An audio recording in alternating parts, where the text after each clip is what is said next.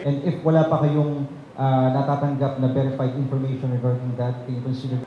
May tanong lang, ano po pa ang specific directives ni President Marcos sa inyo? Sir, you said that it's more than HADR. It can be... From the TTC and POCA po.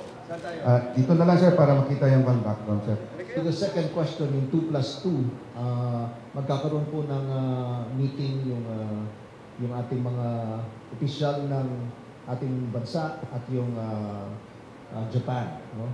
And we are hoping that during that meeting, the RAA or the Reciprocal Access Agreement will be signed. Mahalaga po yung RAA because it will allow Japanese forces, Japanese troops to come into our country to conduct trainings together with us. It will also allow our troops to go to Japan to train with them.